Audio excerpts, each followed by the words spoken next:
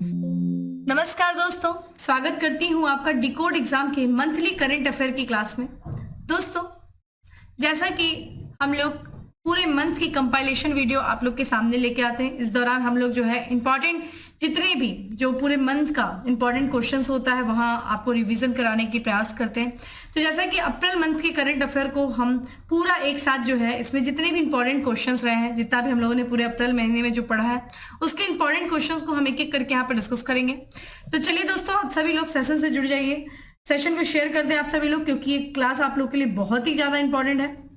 ठीक है, और जैसा कि आप लोगों ने जिन लोगों ने पीसीएस का जो है एग्जाम दिया होगा और उसमें करंट के वेटेज को देखा है दोस्तों, तो उसके लिए भी देखिए तो 36 क्वेश्चंस आए थे इस बार आपके पीसीएस में।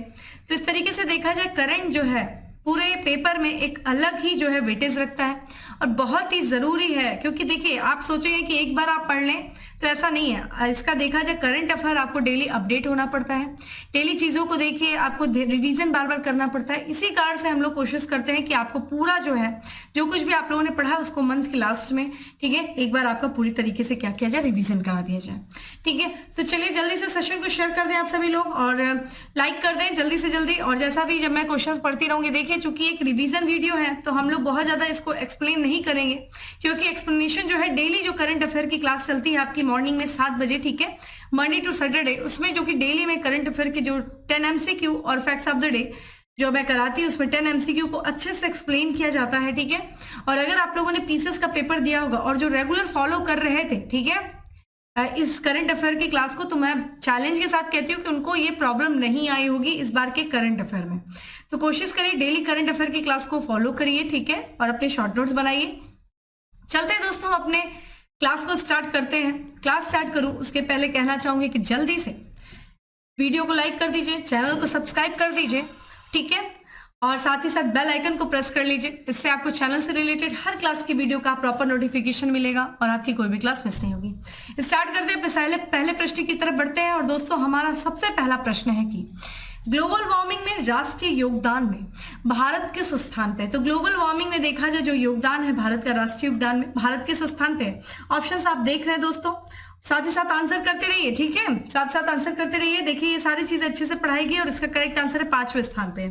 तो जैसा कि एक साइंटिफिक डेटा पत्रिका है, ध्यान रखिएगा, ठीक है, साइंटिफिक डेटा पत्रिका आपको मैं इसमें, ठीक है, साइंटिफिक, ठीक है,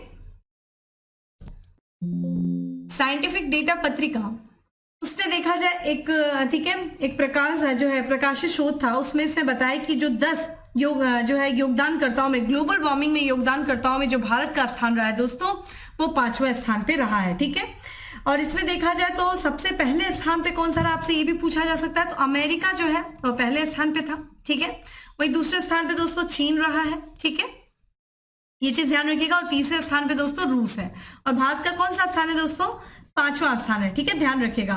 और यहाँ पे वर्ष 2005 के, ठीक है, 10वें स्थान में, जैसा कि 2005 में भारत जो है 10वें स्थान पे था, अब भारत 5वें स्थान पे पहुंच गया, ठीक है, ये चीज ध्यान रखिएगा ग्लोबल वार्मिंग के हिसाब से। ठीक है, आते हैं दोस्तों अपने अगले प्रश्न पे।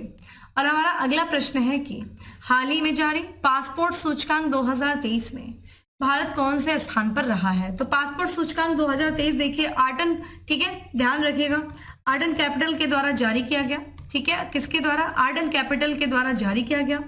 और इसमें देखा जाए तो ये जो पासपोर्ट इंडेक्स 2023 है, उसमें जो है भारत की जो पासपोर्ट रैंकिंग है वो 70 के, ठीक है, मोबिलिटी स्कोर, ध्यान रखिएगा, 70 के मोबिलिटी स्कोर के साथ कितने स्थान पे आ गया दोस्तों, 44वें स्थान पे रहा है, ठीक है, ध्यान रखिएगा। अगर हम 2022 की बात करें दोस्तों, तो 2022 में भारत का स्थान क्या था, तो 2022 में जो कि, ठीक है, 199 देशों में से भारत का जो स्थान था 138वें स्थान पे था, ठीक है। और यहाँ पे कितने जो थे मोबिलिटी के साथ, तो यहाँ पे देखा जाए 71 मोबिलिटी के साथ। अब यहाँ पे देखा जाए अभी इस बार 70 मोबिलिटी स्कोर के साथ भारत कौन से स्थान पे रहा है पासपोर्ट सूचकांक 2023 में, ये रहा है दोस्तों, ध्यान रखिएगा, 44वें स्थान पे। अगर आपसे पूछ दिया जाए कि पहले स्थान पे कौन सा रहा है दोस्तों, तो यहाँ पे देखिएगा कि 181, ठीक है, ध्यान रखिएगा, 181 गतिशीलता, ठीक है, स्कोर के साथ जो सबसे ऊपर रहा है दोस्तों वो रहा है यूएई सबसे जो है ऊपर रहा है। उसके बाद बात करें तो स्वीडन है, ठीक है, उसके बाद स्वीडन है, उसके बाद की बात करें तो जर्मनी है, ठीक है। और फिर बात करें तो फिनलैंड है, ठीक है, ये ध्यान रखिएगा, ये है। तो ये चीज ध्यान रखिएगा। अगर आपसे दोस्तों पूछ दे कि भाई हेनले पासपोर्ट, ठीक है, हमने ये देखा कि आर्टन कैपिटल के द्वारा जो है ये पासपोर्ट जारी किया गया था, लेकिन हेनले जो रिपोर्ट, जैसा कि आपसे एग्जाम में भी पूछा जा चुका है, तो हेनले रिपोर्ट के अनुसार देखा जाए जो पासपोर्ट इंडेक्स 2023 रहा, ठीक है, हेनले पासपोर्ट इंडेक्स, तो उसमें जो भारत का स्थान रहा है वो 199 देशों में दोस्तों कितने रहा है, 85वें स्थान पे रहा है। अब आप मुझे कमेंट बॉक्स में बताइए कि हेनले पासपोर्ट जो इंडेक्स जारी किया गया था 2023 में, उसमें पहले स्थान पे कौन सा देश था, ये आप मुझे कमेंट बॉक्स में बताइए, क्योंकि भारत जो है इस पे 199 देशों में 85वें स्थान पे था। ठीक है, चलिए बात करते हैं दोस्तों हम अगले प्रश्न की। अगला प्रश्न है हमारा दोस्तों की, दूरसंचार विभाग ने हाल ही में किस शहर में 2 दिवसीय पहला अंतर्राष्ट्रीय क्वांटम संचार सम्मेलन आयोजित किया। तो पहला अंतर्राष्ट्रीय क्वांटम संचार सम्मेलन जो कि दूरसंचार विभाग के द्वारा आयोजित किया गया, कहाँ किया गया दोस्तों, नई दिल्ली में किया गया। तो करेक्ट आंसर इज बी है, ठीक है, करेक्ट आंसर इज बी, नई दिल्ली में किया गया। ठीक है, अगर हम बात करें इस सम्मेलन का जो उद्घाटन किया गया था दोस्तों, वो संचार, इलेक्ट्रॉनिक और सूचना और प्रौद्योगिकी और रेलवे मंत्री जिनका नाम है अश्विनी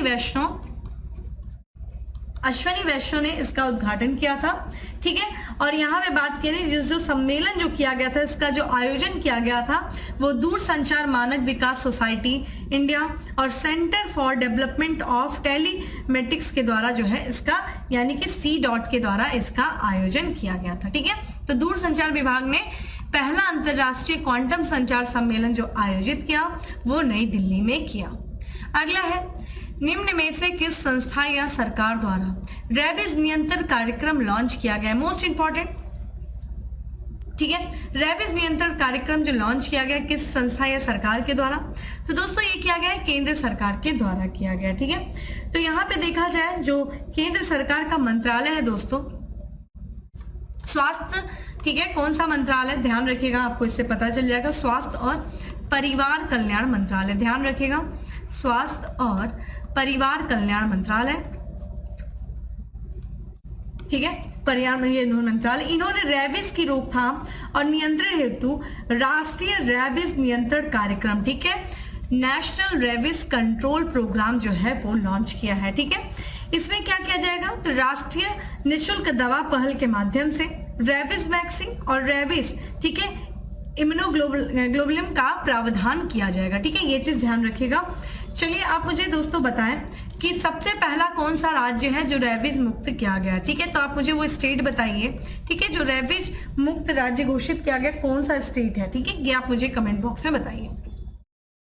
अगला प्रश्न है कि केंद्र सरकार ने किसकी अध्यक्षता में अरहर के दाल के स्टॉक की निगरानी के लिए समिति का गठन किया है। तो अरहर के दाल के स्टॉक की निगरानी के लिए किस समिति का गठन किया गया है, किसकी अध्यक्षता में, केंद्र सरकार के द्वारा।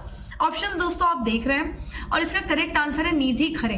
ठीक है, निधि खरे की अध्यक्षता में। ठीक है, तो ये दाल स्टॉक की जो निगरानी के लिए यहाँ पे हम बात करें तो ये देखिए निधि खरे कौन है दोस्तों, तो ये उपभोक्ता मामले के, ठीक है, ध्यान रखिएगा, ठीक है, उपभोक्ता मामलों के विभाग में ये अतिरिक्त सचिव, ठीक है, विभाग में ये अतिरिक्त सचिव है और इन्हीं की अध्यक्षता में, निधि खरे की अध्यक्षता में अरहर दाल के स्टॉक की निगरानी के लिए जो है एक समिति का गठन किया गया है। कमेंट बॉक्स में आप आंसर करें कि अरहर के दाल के मामले में, उत्पादन के मामले में कौन सा स्टेट जो है वो पहले स्थान पे, आप मुझे कमेंट बॉक्स में आंसर करें। चलिए दोस्तों अगले प्रश्न की तरफ बढ़ते हैं। उत्तर प्रदेश के किस जिले में सेरीकल्चर मेले का उद्घाटन किया गया। मोस्ट इंपॉर्टेंट, ये आपकी यूपी स्पेशल भी है।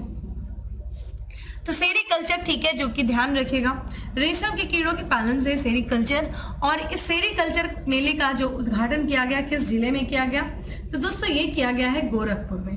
ठीक है, गोरखपुर में किया गया। तो उत्तर प्रदेश के जो मुख्यमंत्री दोस्तों योगी आदित्यनाथ जी ने, उन्होंने सेरीकल्चर मेले का जो है उद्घाटन किया। ठीक है, सीएम योगी जी के द्वारा किया गया। कहाँ पे दोस्तों, गोरखपुर में किया गया। ठीक है, ये चीज ध्यान रखिएगा। यहाँ पे हम बात करें जो रेशम के कारोबार के लिए जाने जाते हैं जिले उत्तर प्रदेश के दोस्तों, जैसे कि बनारस है, ठीक है, यानी कि वाराणसी हो गया, मऊ हो गया, गोरखपुर का नाम आप देख ही रहे हैं, खलीलाबाद, ठीक है, खलीलाबाद हो गया, अंबेडकर नगर, लखनऊ, ठीक है, लखनऊ हो गया, मेरठ हो गया। ये रेशम के कारोबार के लिए ये जाने जाने वाले जिले हैं, ठीक है, ये चीज ध्यान रखिएगा।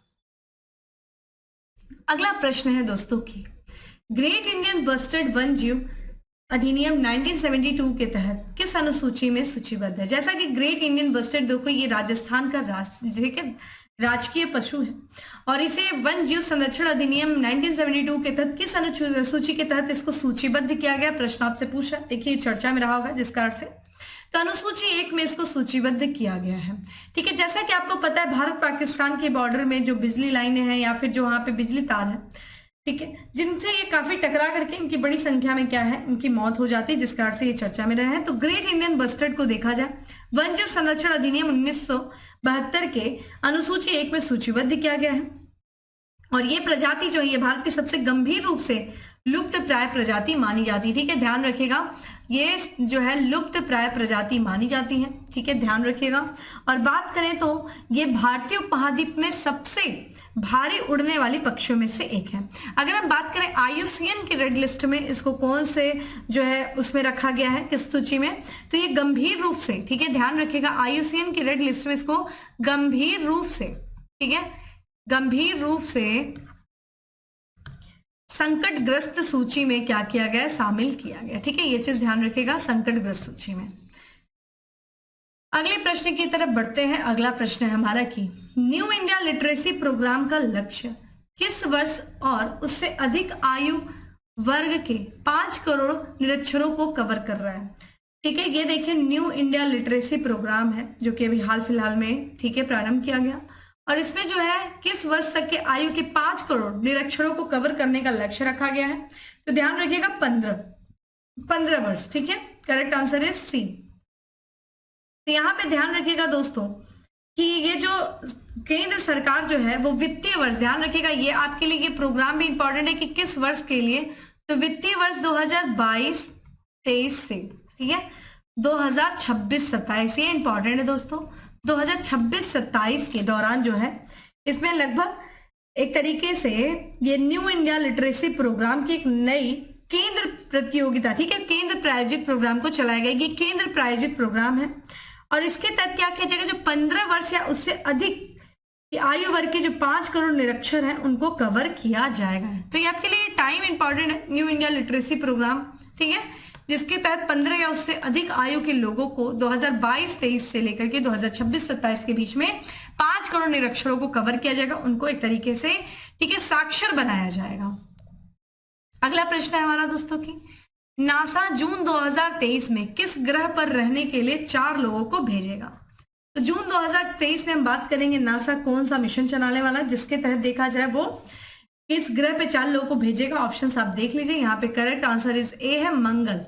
तो जून यानी कि हम बात करें यहाँ पे अगले महीने जो है जून में जो है 4 लोगों को भेजा जाएगा नासा के द्वारा। तो ये जैसा कि नासा आपको पता है दोस्तों ये अमेरिका की अंतरिक्ष एजेंसी है जिसका पूरा फुल फॉर्म क्या है, नेशनल, ठीक है, एरोनॉटिक्स एंड स्पेस एडमिनिस्ट्रेशन, और ये जून 2023 में मंगल पर रहने के लिए 4 लोगों को भेजेगा, ठीक है। ये बात करें तो ये जो 4 है, ठीक है, मार्टियंस मंगल ग्रह पर नासा के मानव अन्वेषण अभियान का ये हिस्सा होंगे, ठीक है। और यहाँ पे देखा जाए तो एक तरीके से एक्सप्लोर करेंगे ये, ठीक है, किसको, मंगल ग्रह को। अब अगले प्रश्न की तरफ बढ़ते हैं कि भारत सरकार ने रेलवे स्टेशन के विकास के लिए अमृत भारत योजना के तहत कितने रेलवे स्टेशनों की पहचान की है। ध्यान रखिएगा अमृत भारत स्टेशन योजना चलाई जा रही है भारत सरकार की तरफ, ये इंपॉर्टेंट है आपके लिए। और ये क्या है, जो देश के रेलवे स्टेशन उनका विकास किया जाएगा अमृत भारत स्टेशन योजना के तहत। और इस योजना के तहत भारत सरकार ने कितने रेलवे स्टेशन की पहचान की, ये आपसे पूछा जा रहा है दोस्तों। तो ये चीज ध्यान रखिएगा, इसका करेक्ट आंसर है 1275, यानी कि करेक्ट आंसर इज ए, ठीक है, ध्यान रखिएगा। अमृत भारत योजना, ठीक है, स्टेशन योजना, ये केंद्रीय रेल मंत्रालय के द्वारा जो है इसकी शुरुआत की गई थी। अब बात कर लेते हैं इस योजना के बारे में, तो किसके द्वारा, जैसा कि ये रेल संबंधित है, स्टेशन से संबंधित है, तो रेल मंत्रालय के द्वारा, ठीक है, ध्यान रखिएगा, रेल मंत्रालय के द्वारा इस योजना की शुरुआत की गई थी। अमृत भारत स्टेशन योजना की कब की गई थी दोस्तों? दिसंबर 2022 में किया गया था। ठीक है, दिसंबर 2022 में किया गया था। इसका लक्ष्य देखिए क्या है, तो आगामी वर्षों के दौरान 1000 से अधिक जो छोटे स्टेशन है उनका आधुनिकीकरण करना। ठीक है, अगला प्रश्न है कि निम्न में से कौन सा राज्य बायोकॉम सत्याग्रह की शताब्दी मनाने की योजना बना रहा है? देखा जाए ये बायोकॉम जो है, बायोकॉम सत्याग्रह है दोस्तों, ये आपके लिए इंपॉर्टेंट है। तो ये करंट के साथ साथ दोस्तों आपका स्टैटिक्स पोर्शन मॉडर्न हिस्ट्री से भी संबंधित है। ठीक है, ध्यान रखिएगा। और बायोकॉम सत्याग्रह की जो शताब्दी मनाने की योजना बना रहा है वो बना रहा है तमिलनाडु। ठीक है, तो तमिलनाडु की बात करें तो तमिलनाडु के जो मुख्यमंत्री दोस्तों MK स्टालिन, ठीक है, इन्होंने जो है ये घोषणा की है कि तमिलनाडु की जो सरकार है वो बायोकॉम सत्याग्रह को जो है मनाएगी। ठीक है, बात करें दोस्तों बायोकॉम सत्याग्रह क्या है, ये इंपॉर्टेंट है आपके लिए। तो ये देखा जाए ये जो सत्याग्रह है ये दलित वर्गों के उत्थान के लिए चला था। ठीक है, कब चला था? तो 30 मार्च, ठीक है, 1924 से लेकर के, ठीक है, 23 नवंबर, ध्यान रखिएगा, 1925 तक चलाया गया था। और इसकी शुरुआत दोस्तों किस राज्य से हुई थी? केरल में। क्या था कारण? तो दलित वर्ग थे जो वहां पे उच्च वर्गों के द्वारा जो दलित वर्गों का शोषण किया जा रहा था, ठीक है, दलित, उन्हीं के उत्थान के लिए ये बायोकॉम सत्याग्रह का आयोजन किया गया था। ठीक है, ये चीज ध्यान रखिएगा, आपके लिए इंपॉर्टेंट है। और इस सत्याग्रह, ये जो सत्याग्रह है दोस्तों ये समाप्त कब हुआ था? जब महात्मा गांधी जी जो हैं, जब उन्होंने 1925 में इस सत्याग्रह में हस्तक्षेप किया, उसके बाद जो है ये सत्याग्रह क्या हुआ? समाप्त हुआ। और वेंकटप्पा रमास्वामी जो कि द्रविड़ आंदोलन के जनक थे, ठीक है, ध्यान रखिएगा, इस सत्याग्रह से महात्मा गांधी भी जुड़े थे। और ये जो है वेंकटप्पा, ठीक है, वेंकटप्पा रमास्वामी जिनको हम कहते हैं दलित आंदोलन के जनक कहा जाता है, वो भी बायोकॉम सत्याग्रह से जुड़े थे। तो ये कुछ इंपॉर्टेंट सत्याग्रह से संबंधित चीजें हैं। कहाँ पे शुरू हुआ था, कब शुरू हुआ था? केरल में हुआ था। ये सब आपको इंफॉर्मेशन पता होनी चाहिए। अगला प्रश्न है दोस्तों कि निम्न में से किस भारतीय अमेरिकी को निर्विरोध रूप से विश्व बैंक के अगले प्रमुख निदेशक नियुक्त किया गया? देखिए ये सबको पता है, अजय बंगा, ठीक है, इनको पद्मश्री से भी सम्मानित किया गया था, अजय बंगा। और ये देखा जाए डेविड मालपस का इन्होंने स्थान लिया है, ठीक है, जो कि विश्व बैंक के प्रमुख थे, अजय बंगा। ये देखा जाए तो भारतीय अमेरिकी हैं और इनके नाम का प्रस्ताव अमेरिका के राष्ट्रपति जो बाइडेन के द्वारा दिया गया था और ये निर्विरोध रूप से विश्व बैंक के अगले निदेशक नियुक्त किए गए हैं। अगला प्रश्न है हमारा दोस्तों की सड़कों और इंटेलिजेंट ट्रांसपोर्ट सिस्टम पर भारत रूस वर्किंग ग्रुप की पहली बैठक किस शहर में आयोजित की गई? तो सड़कों और इंटेलिजेंट ट्रांसपोर्ट सिस्टम पर ये भारत रूस वर्किंग ग्रुप की जो पहली बैठक दोस्तों आयोजित की गई, ये की गई नई दिल्ली में। ठीक है, नई दिल्ली में इसका आयोजन किया गया। अगला प्रश्न है दोस्तों की निम्नलिखित में से किसने सबसे बड़े प्रदूषकों को अपने उत्सर्जन में कटौती करने के लिए एक कानून पारित किया है? तो किस देश ने किया है दोस्तों सबसे बड़े प्रदूषकों को अपने उत्सर्जन में कटौती करने के लिए एक कानून पारित करने वाला जो देश है वो है ऑस्ट्रेलिया। ठीक है, ऑस्ट्रेलिया। अगले प्रश्न की तरफ बढ़ते हैं दोस्तों। अगला प्रश्न है कि निम्नलिखित में से कौन सा देश नाटो यानी कि नॉर्थ अटलांटिक ट्रीटी ऑर्गेनाइजेशन का 31वां सदस्य बना है? बहुत इंपॉर्टेंट नाटो। देखिए नाटो में ही देखा जाए यूक्रेन ने जब नाटो में अपने जुड़ने का प्रस्ताव पारित किया, जुड़ना चाहा, तभी जाकर के रसिया ने उस पर आक्रमण कर। अभी देखा जाए जो देश बना है नाटो का नया 31वां जो सदस्य बना है दोस्तों वो बना है फिनलैंड। ठीक है, बहुत इंपॉर्टेंट है। ठीक है, नाटो ध्यान रखिएगा। और अगर हम बात करें 30वां सदस्य कौन था दोस्तों, तो ये उत्तरी मैसेडोनिया जो था वो इसका तीसरा, ठीक है, 30वां सदस्य था। ठीक है, ये चीज ध्यान रखिएगा, उत्तरी मैसेडोनिया। ठीक है, और एक 30वां सदस्य नाटो का कौन सा बना है? वो बना है दोस्तों फिनलैंड बना है। बहुत इंपॉर्टेंट है नाटो। ठीक है, ब्रुसेल्स बेल्जियम में इसकी राजधानी है, ये इंपॉर्टेंट है। चलिए अब बात करते हैं हम अपने अगले प्रश्न की कि निम्नलिखित में से किस बैंक के द्वारा भारत की पहली pocket size swipe machine MicroPe launch किया गया? बहुत इंपॉर्टेंट है माइक्रोपे, जो कि एक भारत की पहली पॉकेट साइज स्वाइप मशीन है जो कि लॉन्च की गई है किसके द्वारा दोस्तों? एक्सिस बैंक के द्वारा। तो ये प्राइवेट बैंक है एक्सिस बैंक, इसके द्वारा माइक्रोपे लॉन्च किया गया जो कि ये भारत की पहली पॉकेट साइज स्वाइप मशीन है। अगला प्रश्न है हमारा कि निम्नलिखित में से कहां द्विपक्षीय समुद्री अभ्यास लीनेक्स 2023 आयोजित किया जाएगा? तो ये द्विपक्षीय समुद्री अभ्यास है दोस्तों लीनेक्स, आपको नाम से ही पता चल जा रहा है, ठीक है। श्रीलंका, ठीक है, श्रीलंका और इंडिया के बीच में होने वाला ये समुद्री अभ्यास है, नौसेना अभ्यास, जिसका आयोजन किया जाएगा। क्या किया गया दोस्तों? कहाँ किया गया? कोलंबो में किया गया। श्रीलंका के कोलंबो में जो है इसका आयोजन किया गया, ये चीज ध्यान रखिएगा, ठीक है। जिसमें भारतीय नौसेना का प्रतिनिधित्व किसने किया, ये इंपॉर्टेंट है। तो भारतीय जो नौसेना है, ठीक है, भारतीय नौसेना का जो प्रतिनिधित्व किया दोस्तों वो किया आईएनएस, ठीक है, ध्यान रखिएगा, आईएनएस किल्टन, ठीक है, आईएनएस किल्टन और आईएनएस सावित्री, ये चीज ध्यान रखिएगा। आईएनएस किल्टन और आईएनएस सावित्री के द्वारा जो है भारतीय नौसेना का प्रतिनिधित्व किया गया, ठीक है, लीनेक्स। और ये जो है इसका अगर हम बात करें, चूंकि ये 10वां संस्करण था, तो इसका जो 9वां संस्करण आयोजित हुआ था दोस्तों माफ करिएगा, वो विशाखापट्टनम में आयोजित किया गया था, ठीक है, विशाखापट्टनम में।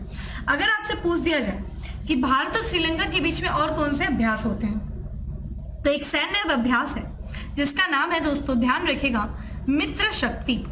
मित्र शक्ति जो कि एक सैन्य अभ्यास है, ठीक है, ये भारत और श्रीलंका के बीच में होता है। वही बात करें तो एक त्रिपक्षीय अभ्यास है जिसका नाम है दोस्ती।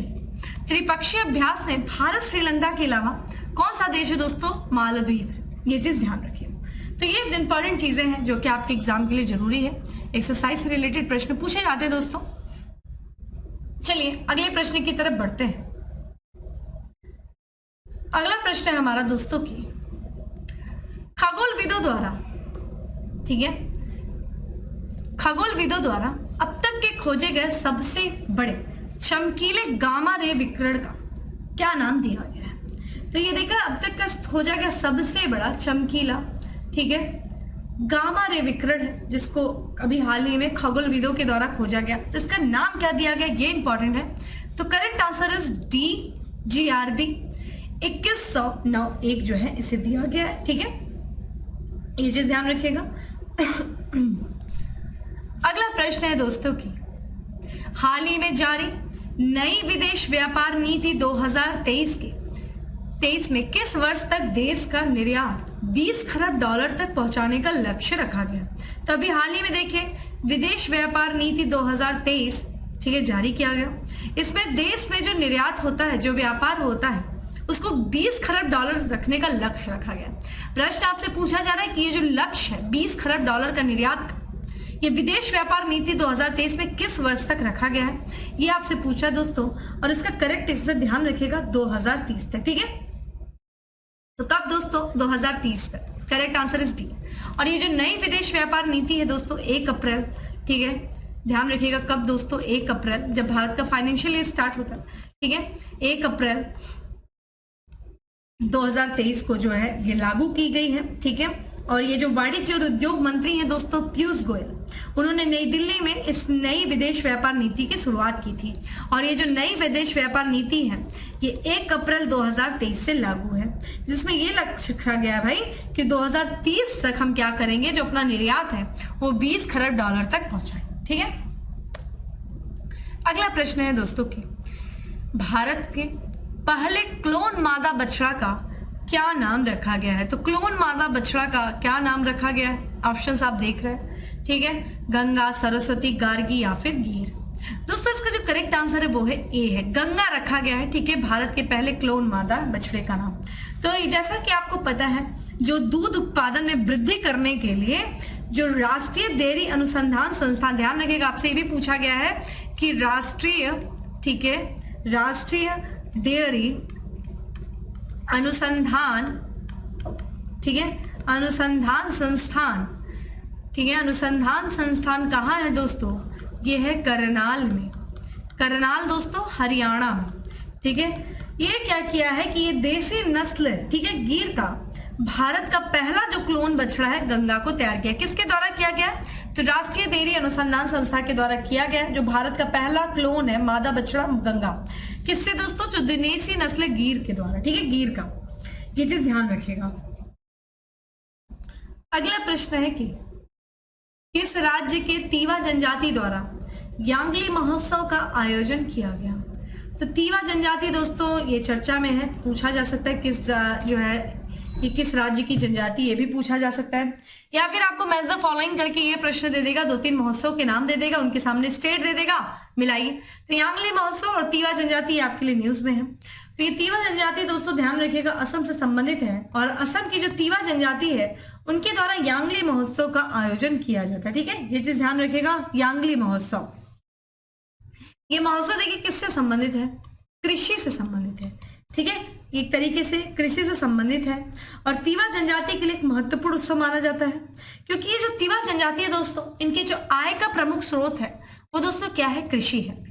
तो कृषि के लिए ठीक है ये महोत्सव आयोजित किया जाता है तीवा जनजाति के द्वारा। कहाँ पे दोस्तों? असम में। आते हैं हम अपने अगले प्रश्न पे। अगला प्रश्न है कि हिमाचल प्रदेश की अंजलि शर्मा ने ठीक है लुआंचड़ी पहनकर किस पर्वत चोटी को फतेह किया? आपसे देखिए ये भी पूछा जा सकता है कि लुआंचड़ी जो है ये किस राज्य की पोशाक है? ठीक है, पारंपरिक पोशाक है, ये भी आपसे पूछा जा सकता है। तो हिमाचल प्रदेश की अंजलि शर्मा, इन्होंने लुआंचड़ी पहन करके किस पर्वत को जो है पर्वत चोटी को फतेह किया? तो किलिमंजारो, अफ्रीका के किलिमंजारो पर्वत को इन्होंने फतेह किया। ठीक है, ये चीज ध्यान रखिएगा, असम की है ये। तो ये जो सूचना और प्रसारण मंत्री दोस्तों अनुराग ठाकुर, उन्होंने जो है इसकी जानकारी दिया कि हिमाचल प्रदेश के कांगड़ा जिले की हैं ये अंजलि शर्मा, इन्होंने जो है लुआंचड़ी पहन करके, ध्यान रखिएगा लुआंचड़ी जो कि हिमाचल प्रदेश की पारंपरिक पोशाक है। ठीक है, कहाँ की? हिमाचल प्रदेश की, ध्यान रखिएगा ये पारंपरिक पोशाक है। ठीक है, किलिमंजारो की बात करें दोस्तों, थोड़ा सा इंफॉर्मेशन हमारे लिए यहाँ पे स्टैटिक्स जरूरी है कि अफ्रीका का, ध्यान रखिएगा ये अफ्रीका का, ठीक है अफ्रीका का सबसे ठीक है ऊंचा, ध्यान रखिएगा आप गूगल भी देख लीजिएगा, सबसे ऊंचा पर्वत है ये। ठीक है, और इसके साथ साथ ये दुनिया का, ये भी आपसे पूछा जा सकता है, दुनिया का, ठीक है दुनिया का सबसे बड़ा, ठीक है सबसे बड़ा मुक्त खड़ा पर्वत है। ठीक है, एकदम स्वतंत्र रूप से ये खड़ा है, सबसे बड़ा मुक्त, कोई पर्वत श्रृंखला नहीं, एकदम स्वतंत्र रूप से खड़ा है ये पर्वत। ठीक है, खड़ा पर्वत है। ठीक है, ये दुनिया का चौथा सबसे बड़ा पर्वत है। वही बात करें इसके बारे में दोस्तों, तो ये कहाँ स्थित है?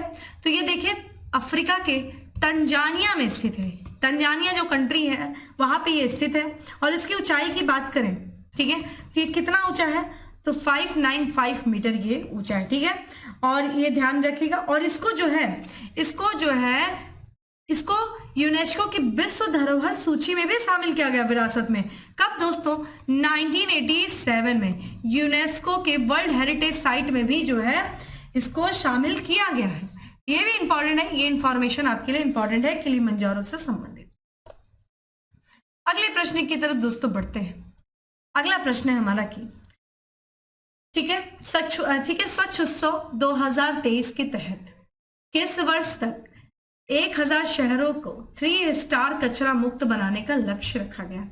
तो यहाँ पे देखिए 1000 शहरों को 3 स्टार कचरा मुक्त बनाने का लक्ष्य रखा गया है दोस्तों, वो रखा गया है 2024 तक। किस उत्सव के तहत? स्वच्छ उत्सव के तहत। ठीक है,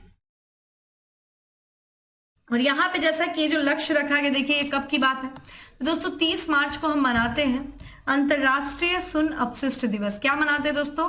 अंतरराष्ट्रीय शून्य, ठीक है अपशिष्ट दिवस, अपशिष्ट दिवस।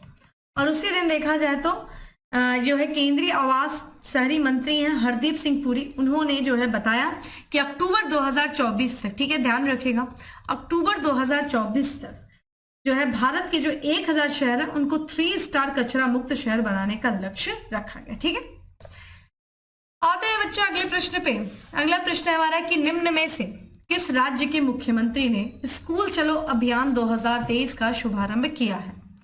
तो यहाँ पे हम बात करें, ये जो है स्कूल चलो अभियान 2023 का जो शुभारंभ किया गया है किस राज्य के मुख्यमंत्री के द्वारा, ये ऑप्शंस आप देख रहे हैं। ये प्रश्न आपके लिए इंपॉर्टेंट दोस्तों इसलिए क्योंकि उत्तर प्रदेश सरकार के द्वारा शुरू किया गया। उत्तर प्रदेश के मुख्यमंत्री योगी आदित्यनाथ जी ने उत्तर प्रदेश के कैपिटल लखनऊ में जो है इन्होंने स्कूल चलो अभियान 2023 शुरू किया है। इस अभियान का उद्देश्य देखिए क्या है, तो ये बेसिक शिक्षा परिषद, ठीक है ध्यान रखिएगा बेसिक शिक्षा परिषद के तहत प्राथमिक और उच्च, ध्यान रखिएगा, प्राथमिक प्लस उच्च, ठीक है, जो उच्च प्राथमिक है, ठीक है, ये चीज ध्यान रखिएगा, प्राथमिक और उच्च प्राथमिक जो विद्यालय है उनको 100% जो है नामांकन सुनिश्चित करना, इनरोलमेंट को सुनिश्चित करना, ये इसका लक्ष्य रखा गया है, ठीक है, ये चीज ध्यान रखिएगा। तो स्कूल चलो अभियान 2023 उत्तर प्रदेश सरकार के द्वारा। अगला प्रश्न है दोस्तों की, निम्नलिखित में से किस मंत्रालय की कैप्टिव एम्प्लॉयर स्कीम पहल है, ठीक है, किस मंत्रालय की ये कैप्टिव एम्प्लॉयर स्कीम पहल है, ये चीज ध्यान रखिएगा। ऑप्शंस आप देख रहे हैं दोस्तों, और इसका करेक्ट आंसर है सी, ग्रामीण विकास मंत्रालय। करेक्ट आंसर है सी, ग्रामीण विकास मंत्रालय, कैप्टिव एम्प्लॉयर स्कीम। तो ग्रामीण जो है, केंद्रीय ग्रामीण विकास मंत्रालय ने देखा जाए तो किस योजना के तहत, इंपॉर्टेंट ये है आपके लिए, तो ध्यान रखिएगा, दीनदयाल, ठीक है, योजना, ठीक है, तो यहां पे आपको देखिए ध्यान रखिएगा, दीनदयाल उपाध्याय ग्रामीण कौशल योजना, किस योजना के तहत कैप्टिव एम्प्लॉयर स्कीम शुरू की गई है ये पहल, तो दीनदयाल उपाध्याय ग्रामीण कौशल योजना के तहत ये कैप्टिव एम्प्लॉयर स्कीम शुरू किया गया है। उद्देश्य क्या है इसका, आपसे पूछा जाए तो ग्रामीण गरीब युवा जो है, कौन दोस्तों, जो ग्रामीण गरीब युवा है, ठीक है, ग्रामीण गरीब युवा है, उन युवाओं को प्रशिक्षण देकर के रोजगार के अवसर प्रदान करना, ठीक है, तो एक तरीके से जो ग्रामीण बेरोजगार जो युवा है उनको प्रशिक्षण दिया जाएगा, उनका स्किल डेवलपमेंट किया जाएगा, जिससे कि उनको रोजगार मिल सके, उनके आय का स्रोत बन सके, ठीक है, ये चीज ध्यान रखिएगा, किया गया है। अगले प्रश्न की तरफ दोस्तों बढ़ते हैं, और हमारा अगला प्रश्न है कि इसरो ने किस राज्य में पुनः प्रायोज्य लॉन्च वाहन स्वायत्त लैंडिंग मिशन का सफलतापूर्वक संचालन किया है। तो इसरो के द्वारा किया गया है पुनः प्रायोज्य लॉन्च वाहन स्वायत्त लैंडिंग मिशन, पूछा जा रहा है कि किस राज्य में किया गया है। ऑप्शंस आप देख रहे हैं दोस्तों, और इसका जो करेक्ट आंसर है वो है कर्नाटक में, ठीक है, तो कर्नाटक में किया गया है। भारतीय अंतरिक्ष अनुसंधान संगठन, ठीक है, इसरो, इससे देखा जाए जो दोबारा उपयोग में लाए जा सकने वाले, ठीक है, ध्यान रखिएगा, पुनः प्रायोज्य मतलब दोबारा उपयोग में लाए जा सकने वाले प्रक्षेपण यान की स्वायत्त लैंडिंग मिशन, ध्यान रखिएगा, रीयूजेबल लॉन्च व्हीकल, ठीक है, ऑटोनॉमस लैंडिंग मिशन, इसका जो है सफलतापूर्वक संचालन किया है। ये जो यान है दोस्तों, इसका देखा जाए जो परीक्षण किया गया वो कर्नाटक के, ठीक है, कहां पे दोस्तों, चित्रदुर्ग में, चित्रदुर्ग के जो परीक्षण रेंज है वहां पे किया गया। तो आपसे ये भी पूछा जा सकता है कि इसरो का जो चित्रदुर्ग का प्रशिक्षण रेंज है ये किस राज्य में है, तो ये कर्नाटक में है, ठीक है। यहाँ पे परीक्षण के दौरान देखा जाए तो वायुसेना के, ठीक है, ये चीज ध्यान रखिएगा, जो चिनूक हेलीकॉप्टर के ने प्रक्षेपण यान को 4.5 किलोमीटर की ऊंचाई पर ले गया। तो कौन ले गया दोस्तों, देखा जाए तो ये जो चिनूक हेलीकॉप्टर है, ठीक है, चिनूक, देखिए चिनूक ये हवा है, ठीक है, जो कि रॉकी पर्वत से बहती, रॉकी पर्वत कनाडा और जो है यहाँ पे जो है अमेरिका यूएसए के बॉर्डर पे बहती है, और इसको चिनूक को देखो आइस कटर कहा जाता है, और एक हेलीकॉप्टर का नाम चिनूक हेलीकॉप्टर है, और इसी चिनूक हेलीकॉप्टर ने प्रक्षेपण यान को 4.5 किलोमीटर की ऊंचाई पर ले जाकर के छोड़ा है, ठीक है। ये चीज देखिए, बात करते हैं दोस्तों इसरो के बारे में, इसरो के भी बारे में आप लोग जान लीजिए थोड़ा सा, कई बार प्रश्न पूछा जाता है इन संस्थाओं के बारे में, इनके स्थापनाओं को लेकर के। तो देखिए जो इसरो है दोस्तों, इसरो की जो स्थापना हुई थी वो 15 अगस्त को हुई थी। कब हुई थी, 1969 में हुई थी। मुख्यालय जो आपसे पूछा जाता है, ये देखिए पूछा है, बेंगलुरु जो है वो इसका मुख्यालय, जो कि कर्नाटक की कैपिटल है। अध्यक्ष देखिए वर्तमान में कौन है, एस सोमनाथ जो है वो इसके अध्यक्ष हैं, ये चीज भी ध्यान रखिएगा, ठीक है। चलिए दोस्तों हम अगले प्रश्न की तरफ बढ़ते हैं, और अगला प्रश्न है हमारा कि निम्नलिखित में से किस संस्था ने प्रधानमंत्री नरेंद्र मोदी को बेस्टिल डे के परेड में आमंत्रित किया है। तो देखिए ये किस देश का, ठीक है, बेस्टिल डे परेड है जिसमें आमंत्रित किया गया है प्रधानमंत्री नरेंद्र मोदी जी को द्वारा। ये बहुत बड़ा अपने आप में सम्मान की बात है, ठीक है। तो ये किया गया है दोस्तों, ध्यान रखिएगा, ठीक है, फ्रांस के द्वारा, ठीक है। तो फ्रांस का ये राष्ट्रीय दिवस है, ध्यान रखिएगा। बेस्टिल डे परेड जो है ये नेशनल डे है, ठीक है, राष्ट्रीय दिवस है, नेशनल डे है फ्रांस का, ठीक है, जो कि कब मनाया जाता है दोस्तों, ये भी आपके लिए इंपॉर्टेंट है। तो ये 14 जुलाई को मनाया जाता है। कब, प्रत्येक वर्ष जो है ये 14 जुलाई को मनाया जाता है, ठीक है। यहाँ पे जो है एक तरीके से ये जो 14 जुलाई को बात करें दोस्तों 1789 में जो कि बेस्टिल के पतन को व्यापक रूप से फ्रांसीसी क्रांति की शुरुआत हुई थी, उसके बाद से जो है ये मनाया जाता है ये दिवस, ठीक है, ध्यान रखिएगा। इसीलिए हम लोगों ने 14 जुलाई जो है फ्रांस की सरकार ने 14 जुलाई जो है इसको बेस्टिल डे के रूप में मनाया, ठीक है। तो बेस्टिल डे परेड जो कि एक राष्ट्रीय दिवस है फ्रांस का 14 जुलाई को मनाया जाता है, उसमें मुख्य अतिथि के रूप में आमंत्रित किया गया प्रधानमंत्री नरेंद्र मोदी जी को द्वारा, ठीक है। अगला है कि हाल ही में चर्चा में रहा, ठीक है, नेवाडो डेल रुइस ज्वालामुखी किस देश में स्थित है? तो नेवाडो डेल रुइस ज्वालामुखी किस देश में स्थित है दोस्तों? ये है कोलंबिया में, ठीक है, कोलंबिया में स्थित है ये है, तो ध्यान रखिएगा कोलंबिया में है ये, ठीक है। और ये स्ट्रेटोवोल्केनो है, ठीक है। ये देखा जाए ये एक तरीके से यहाँ पे जो है ये जो है सक्रिय हुआ था, जिस कारण से काफी चर्चा में था, ये चीज ध्यान रखिएगा। अगला प्रश्न है हमारा कि निम्नलिखित में से किस राष्ट्रीय उद्यान में पहली बार, ठीक है, फर्नारियस मिला है? तो पहली बार जो है फर्नारियस मिला है किस राष्ट्रीय उद्यान में मिला है, ये आपसे पूछा जा रहा है। ऑप्शंस आप देख रहे हैं दोस्तों, और इसका जो करेक्ट आंसर है वो है एराविकुलम राष्ट्रीय उद्यान, ठीक है। एराविकुलम राष्ट्रीय उद्यान जो कि कहाँ स्थित है दोस्तों? केरल में स्थित है, और यहीं से देखा जाए तो इसी राष्ट्रीय उद्यान में पहली बार फर्नारियस मिला है। अगला प्रश्न है कि निम्न में से किस राज्य सरकार ने शिक्षा सेवा चयन आयोग स्थापित करने की घोषणा की है? तो शिक्षा सेवा चयन आयोग की घोषणा किस राज्य सरकार के द्वारा की गई है, ये आपसे पूछा जा रहा है। ऑप्शंस आप देख रहे हैं दोस्तों, और इसका करेक्ट आंसर दोस्तों क्या है? बी है, जो कि बहुत इंपॉर्टेंट है, उत्तर प्रदेश सरकार में। तो उत्तर प्रदेश सरकार में जो राज्य शिक्षक है, ठीक है, जो शिक्षक भर्ती है, शिक्षकों की भर्ती के लिए, ठीक है, ध्यान रखिएगा, शिक्षकों की भर्ती के लिए उत्तर प्रदेश शिक्षा सेवा चयन आयोग गठित करने की क्या क्या निर्णय लिया है। ये आयोग देखिए, जो प्रस्तावित आयोग है ये किस किस क्षेत्रों में, तो ये देखा जाए प्राथमिक, ठीक है, ध्यान रखिएगा, प्राथमिक, ठीक है, माध्यमिक, ठीक है, वही बात करें तकनीकी कॉलेजों की, ठीक है, ध्यान रखिएगा, तकनीकी कॉलेजों के जो है शिक्षकों का चयन करेगा, ठीक है। नया आयोग देखिए, ध्यान रखिएगा, उत्तर प्रदेश शिक्षक पात्रता परीक्षा का आयोजन करेगा, ठीक है, ये चीज ध्यान रखिएगा। तो शिक्षा सेवा आयोग का गठन जो किया गया है, स्थापित करने की जो घोषणा की गई है, वो उत्तर प्रदेश सरकार के द्वारा की गई है। अगला है कि इंडिया जस्टिस रिपोर्ट 2022 में किस राज्य ने बड़े राज्यों में शीर्ष स्थान हासिल किया है? तो इंडिया जस्टिस रिपोर्ट 2022 जारी की गई है, इसमें पूछा जा रहा है बड़े राज्यों में, ध्यान रखिएगा, छोटे राज्यों में भी पूछा जाएगा, केंद्र शासित प्रदेश में भी पूछा जाएगा।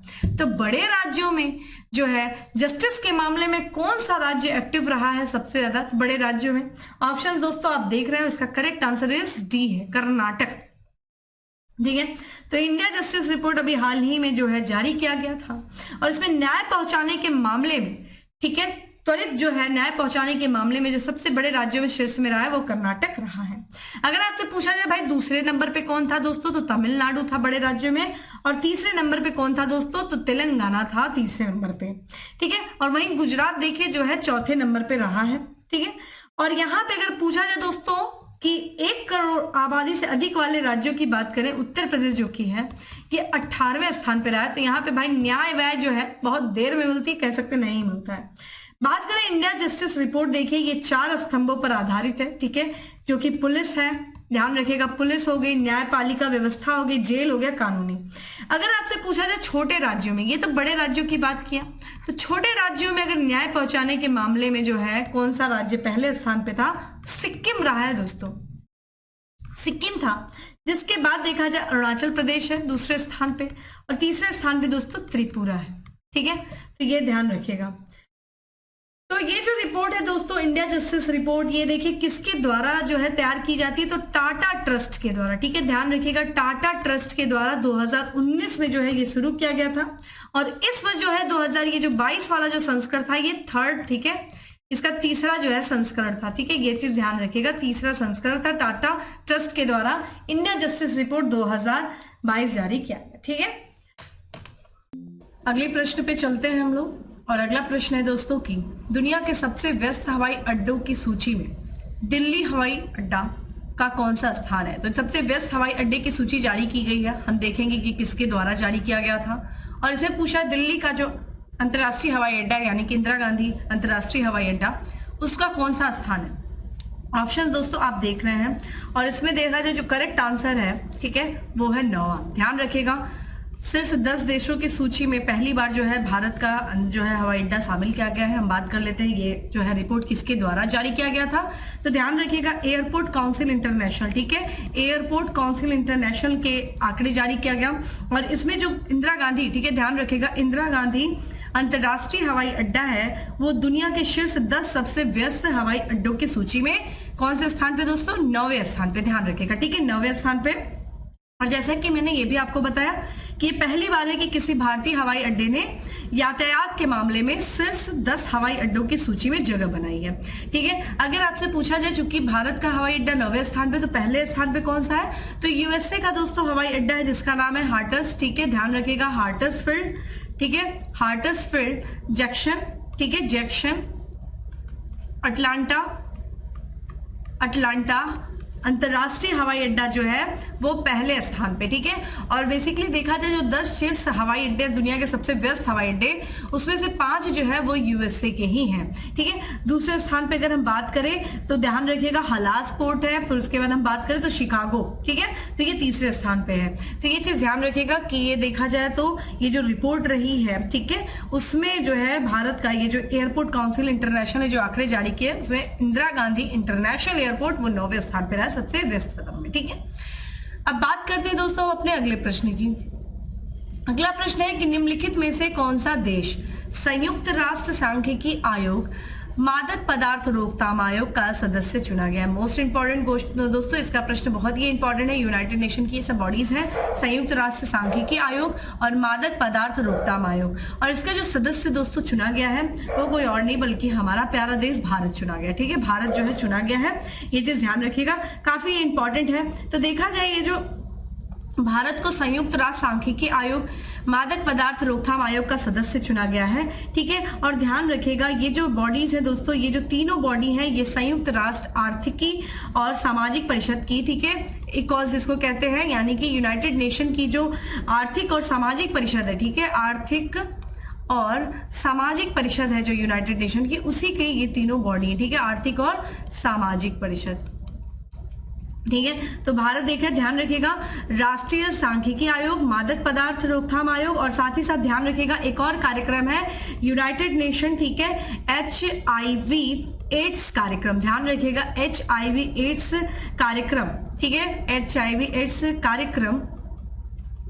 कार्यक्रम समन्वय बोर्ड, ठीक है, समन्वय बोर्ड का भी सदस्य चुना गया है, ठीक है, भारत। तो इन तीन बॉडीज का किसका संयुक्त राष्ट्र सांख्यिकी आयोग, मादक पदार्थ रोकथाम, ठीक है, आयोग, और साथ ही साथ बात करें यूनाइटेड नेशन HIV एड्स कार्यक्रम समन्वय बोर्ड का सदस्य चुना गया है, ठीक है। इसमें अगर हम बात करें, आपसे ये पूछ दे क्या भारत पहली बार इसका सदस्य चुना गया है, तो नहीं, ध्यान रखिएगा इसके पहले जो है भारत जो है 2004 में इस आयोग का सदस्य चुना गया था, ठीक है, किसका?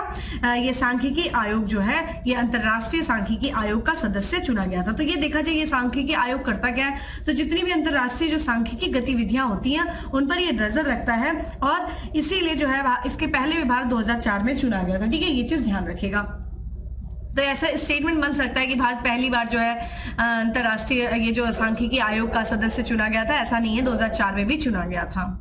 अगला प्रश्न है दोस्तों की हाल ही में जारी फीफा रैंकिंग में भारत का कौन सा स्थान है, ठीक है। तो फीफा रैंकिंग जैसा कि आपको पता है, कमेंट बॉक्स से आप मुझे आंसर करिए कि फीफा विश्व कप जो हुआ था उसमें भारत, उसमें जो है कौन से स्थान पे कौन विजेता रहा है, कहाँ पे ये हुआ था, आप बाकी का चीजें बताइए। बाकी मैं आपसे बात करती हूँ कि फीफा रैंकिंग जो जारी की गई थी, ठीक है, उसमें देखा जाए भारत जो है कौन से स्थान पे रहा दोस्तों? 101वें स्थान पे रहा। पिछली बार की बात करें जाए तो भारत जो है 106वें स्थान पे था, लेकिन 5 स्थान चढ़ करके भारत इस वर्ष की रैंकिंग में देखा जाए तो ये 101वें स्थान पे रहा है, ठीक है। अगर हम बात करें तो यहाँ पे सबसे पहले स्थान पे दोस्तों कौन सा देश था, तो आपसे पूछा जा सकता है। तो ध्यान रखिएगा पहले स्थान पे जो विजेता रही थी टीम अर्जेंटीना, ठीक है, ध्यान रखिएगा अर्जेंटीना पहले स्थान पे था। सेकंड प्लेस अगर आपसे पूछा जाए तो दोस्तों फ्रांस था, ठीक है, जो कि उप विजेता रही है। और थर्ड स्थान पे देखा जाए तो ब्राजील था, ठीक है, ब्राजील जो था वो। और फिर अगर हम देखिए 5 शीर्ष स्थान आपको पता होना चाहिए। फिर बेल्जियम था, ठीक है, बेल्जियम था। और अगर 5वें स्थान की बात करें तो 5वें स्थान पे इंग्लैंड था, ठीक है, ये चीज ध्यान रखिएगा। और बाकी भारत जो है पिछले जो है फीफा रैंकिंग में 106वें स्थान पे था और इस बार उसने अपनी 5 रैंक इंप्रूव करते हुए 101वें स्थान पे पहुंच गया। यहाँ पे हम बात करते हैं दोस्तों, ये एक तरीके से लोकेशन से रिलेटेड है कि हाल ही में चर्चा में रही सुबनसिरी नदी किस नदी की सहायक नदी। तो हम बात करेंगे ये नदी चर्चा में क्यों रही है और ये किस नदी की सहायक नदी रही है, ठीक है। तो सुबनसिरी जो नदी है जो कि हमारे नॉर्थ ईस्ट में बहती है, ध्यान रखिएगा ये ब्रह्मपुत्र की सहायक नदी। करेक्ट आंसर इज, ठीक है, कौन सा, सी है, ठीक है। तो सुबनसिरी देखिए इसको क्या कहा जाता है, इसको गोल्ड रिवर के भी नाम से जाना जाता है, ध्यान रखिएगा, गोल्ड रिवर के भी नाम से इसको जाना जाता है, ठीक है। और ये ब्रह्मपुत्र की सबसे बड़ी सहायक नदी, ध्यान रखिएगा, सबसे बड़ी सहायक नदी है ब्रह्मपुत्र की, ठीक है, सबसे बड़ी सहायक नदी है, ठीक है, सहायक नदी है।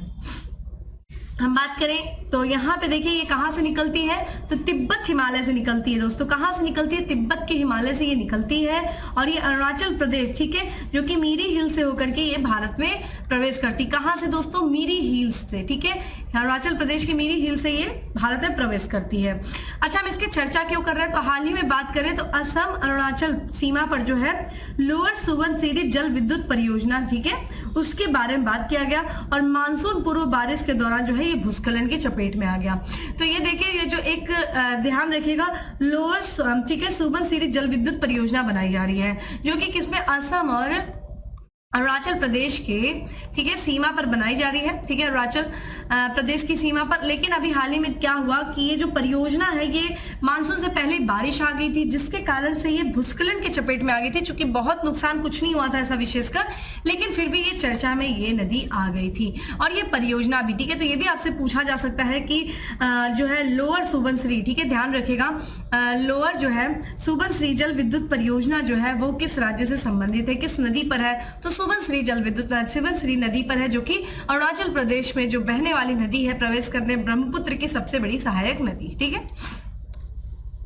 अगला प्रश्न है दोस्तों की, यहां पे हम बात करें अगले प्रश्न की, तो अगला प्रश्न है कि टाइगर सेंसस 2022 के अनुसार भारत में कुल कितने बाघ हैं, ठीक है। जैसा कि हमने बताया दोस्तों, प्रोजेक्ट टाइगर के 50 वर्ष पूरे हुए, ठीक है, 1 अप्रैल को, ठीक है, 1 अप्रैल 2023 में।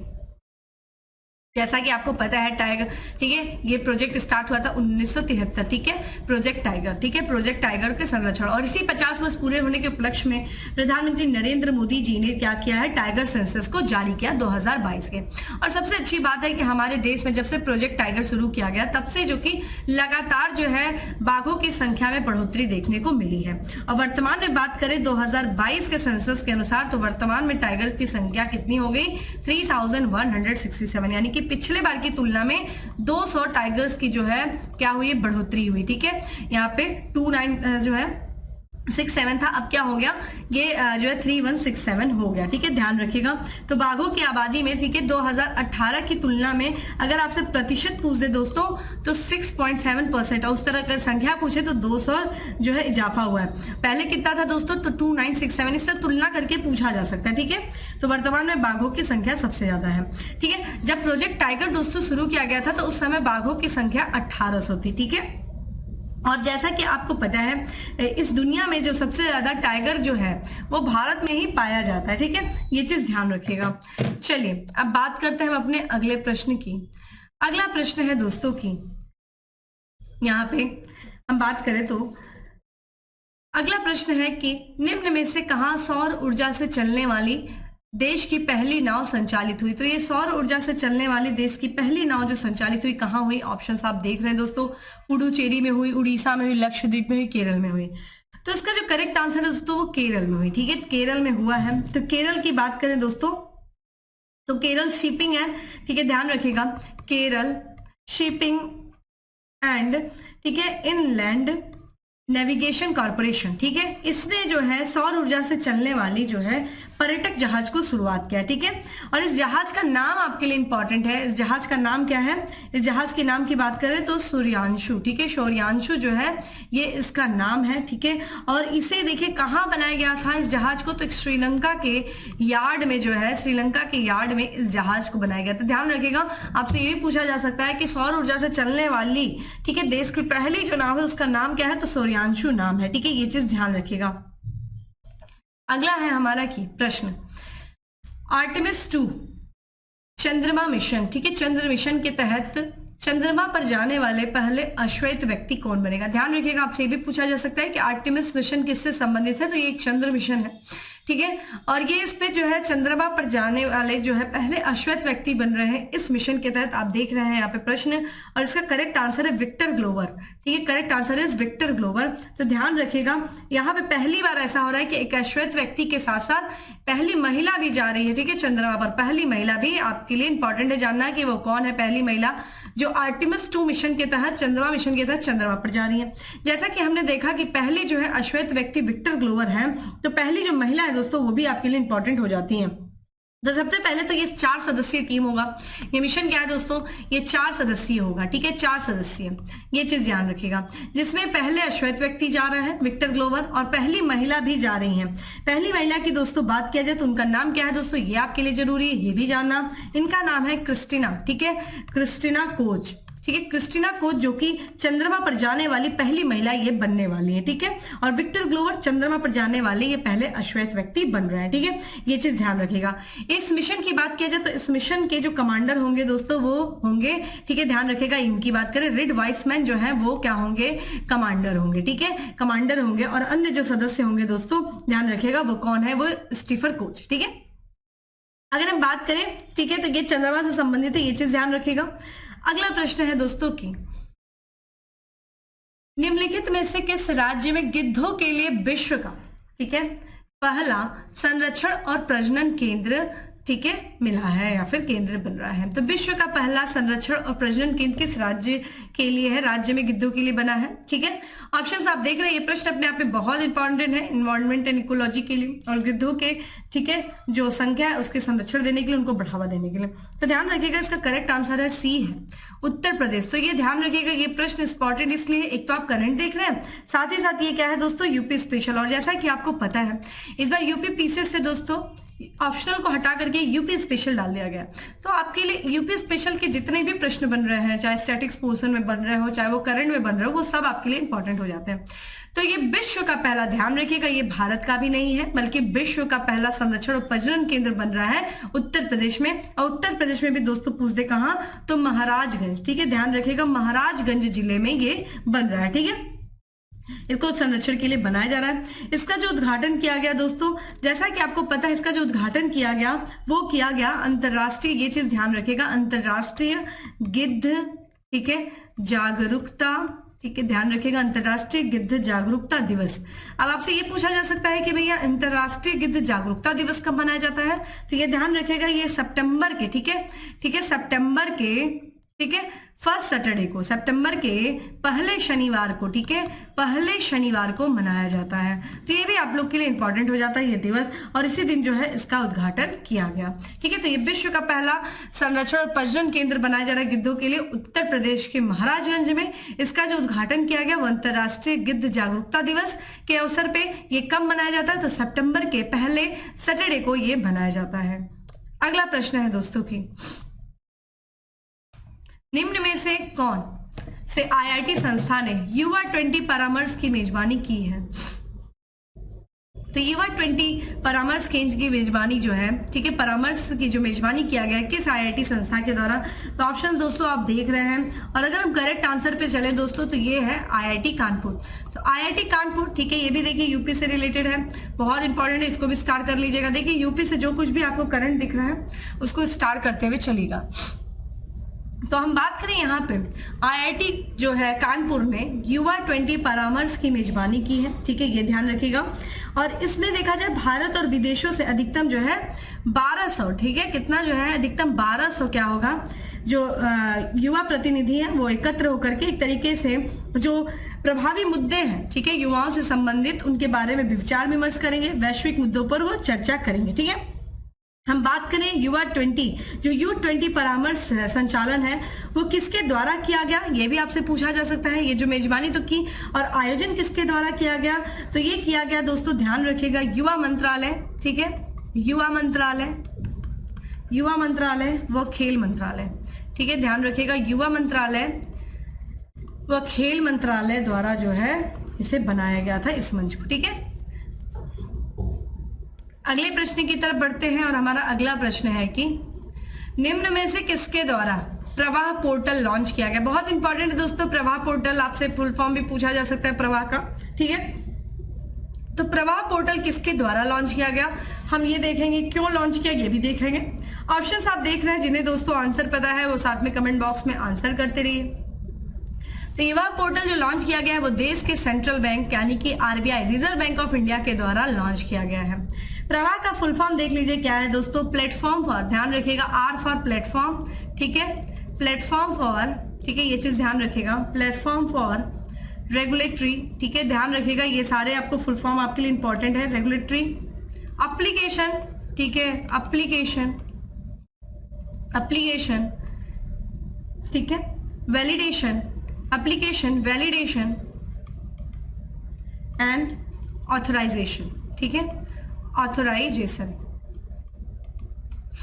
ये क्या है दोस्तों, प्रवाह का फुल फॉर्म है, प्रवाह पोर्टल का ये फुल फॉर्म है। ठीक है, और इसके बारे में ध्यान रखिएगा, यानी कि ध्यान रखिएगा, आवेदन प्रक्रिया को सरल और कारगर बनाने के लिए, जो भी आवेदन आप करते हैं वो सरल होना चाहिए। देखिए, regulatory, application, validation and authorization. ठीक है, इसी को कारगर बनाने के लिए एक वेब आधारित जो है केंद्रीकृत पोर्टल लॉन्च किया गया है रिजर्व बैंक ऑफ इंडिया के द्वारा। ठीक है, ये चीज का फुल फॉर्म ध्यान रखिएगा, बहुत इंपॉर्टेंट है। चलिए दोस्तों, हम अपने अगले प्रश्न की तरफ बढ़ते हैं। अगला प्रश्न है कि निम्न में से कौन राष्ट्रीय राइफल एसोसिएशन ऑफ इंडिया का नया अध्यक्ष नियुक्त किया गया है। तो राष्ट्रीय राइफल एसोसिएशन ऑफ इंडिया का जो नया अध्यक्ष नियुक्त किया गया, ऑप्शंस आप देख रहे हैं दोस्तों, और ये किया गया है कलिकेश नारायण को। ठीक है, कलिकेश नारायण जो है वो राष्ट्रीय राइफल एसोसिएशन ऑफ इंडिया के जो है नए अध्यक्ष नियुक्त किए गए। ठीक है, नया अध्यक्ष इनको नियुक्त किया गया है। और हम बात करें तो इन्होंने किसका स्थान लिया है दोस्तों, इन्होंने स्थान लिया है रणेंद्र का। ठीक है, यहाँ पे बात करें, इनका स्थान इन्होंने लिया है। और ये देखा जाए तो ये जो राष्ट्रीय राइफल एसोसिएशन ऑफ इंडिया है, ये खेल शीर्ष में जो है एक तरीके से ये खेल के लिए शीर्ष निकाय है, और इसका गठन देखिए कब किया गया था, 1951 में किया गया था। ठीक है, ये चीज ध्यान रखिएगा। अगले प्रश्न की तरफ बढ़ते हैं। अगला प्रश्न है कि UDI यानी कि भारतीय विशिष्ट पहचान प्राधिकरण, ठीक है, ने किस IIT संस्था के साथ टचलेस बायोमेट्रिक कैप्चर सिस्टम विकसित करने के लिए समझौता किया है। तो टचलेस बायोमेट्रिक कैप्चर सिस्टम विकसित करने के लिए UDI ने, ठीक है, किसके साथ समझौता किया है। ठीक है, ये आपसे पूछा जा रहा है। तो ऑप्शन देखिए क्या है दोस्तों, आप देख रहे हैं, और इसका करेक्ट आंसर दो है, ध्यान रखिएगा, C है IIT बॉम्बे के साथ। ठीक है, तो IIT बॉम्बे के साथ जो है भारतीय विशिष्ट पहचान प्राधिकरण ने क्या किया है, समझौता किया है, क्या, जिससे कि क्या है ये टचलेस बायोमेट्रिक कैप्चर सिस्टम विकसित करने के लिए।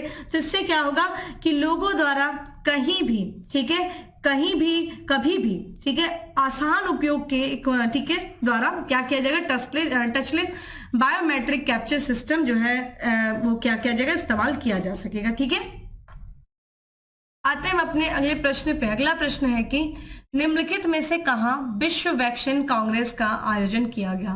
तो विश्व वैक्सीन कांग्रेस का आयोजन कहां किया गया, ऑप्शंस आप देख रहे हैं दोस्तों, ये कहां किया गया, ऑप्शन देखिए, और इसका करेक्ट आंसर है दोस्तों Washington. Correct answer is a, USA के वाशिंगटन में जो है आयोजित किया गया विश्व वैक्सीन कांग्रेस का। ठीक है, और यहाँ पे हम बात करें किसके बारे में, तो यहाँ पे देखिए ये जो वर्ल्ड वैक्सीन कांग्रेस था, इसमें वैक्सीन उद्योग उत्कृष्टता जो है पुरस्कार दिया गया। ठीक है, और इसी जो है वैक्सीन उद्योग उत्कृष्टता पुरस्कार के तहत देखा जाए के रूप में सर्वश्रेष्ठ उत्पादन, ठीक है, ध्यान रखिएगा, सर्वश्रेष्ठ उत्पादन, ठीक है, सर्वश्रेष्ठ उत्पादन वैक्सीन के क्षेत्र में सर्वश्रेष्ठ उत्पादन, ठीक है, और प्रक्रिया श्रेणी में, ठीक है, प्रक्रिया श्रेणी में ध्यान रखिएगा, प्रक्रिया श्रेणी में भारत के बायोटेक को, ठीक है, प्रक्रिया श्रेणी में भारत के, ठीक है, बायोटेक ने पुरस्कार जीता है। किसने? भारत के बायोटेक ने। ये चीज भी इंपॉर्टेंट है आपके, क्योंकि ध्यान रखिएगा कि विश्व वैक्सीन कांग्रेस का आयोजन वाशिंगटन न्यू में किया गया। इसके तहत वैक्सीन उद्योग उत्कृष्टता पुरस्कार दिया गया, जिसमें देखा जाए सर्वश्रेष्ठ उत्पादन और प्रक्रिया श्रेणी के तहत भारत के बायोटेक ने, ठीक है, क्या जीता है दोस्तों? ये जो है पुरस्कार जीता है। और भारत बायोटेक देखिए कहाँ पे स्थित है, ये भी इंपॉर्टेंट है। ये हैदराबाद, ठीक है, तेलंगाना की राजधानी हैदराबाद में स्थित है ये, और एक प्रमुख जो है बायोटेक्नोलॉजी कंपनी है, ठीक है, ध्यान रखिएगा।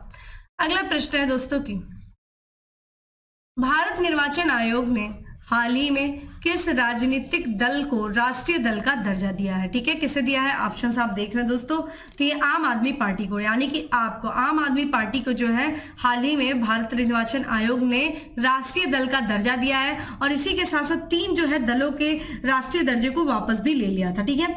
वर्तमान में अगर आपसे पूछा जाए कि कितने जो है दल है जिनको राजनीतिक दल का दर्जा प्राप्त है, राष्ट्रीय दल का दर्जा प्राप्त है, तो ध्यान रखिएगा 6, जिसमें से कौन कौन है? बीजेपी यानी कि भारतीय, ठीक है, जनता पार्टी है, बीजेपी है। फिर अगर हम बात करें दूसरी कौन सी है दोस्तों, तो बहुजन समाज पार्टी, ध्यान रखिएगा बहुजन समाज पार्टी है। तीसरी देखा जाए तो CPI-MA, ठीक है, यानी कि मकप्पा है।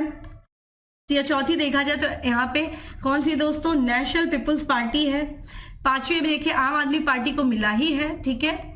अगला देखा जाए तो कांग्रेस, ठीक है, भारतीय राष्ट्रीय कांग्रेस को जो है भारतीय राष्ट्रीय कांग्रेस, ये टोटल जो है वर्तमान में ये 6 राजनीतिक दल हैं जिन्हें राष्ट्रीय दल का दर्जा प्राप्त है। वहीं पे देखा जाए दोस्तों तो यहाँ पे 3 जो है पार्टियों का राष्ट्रीय जो है दल का दर्जा वापस ले लिया गया था। कौन सी वो थी? ठीक है, तृणमूल कांग्रेस थी, ठीक है, कांग्रेस।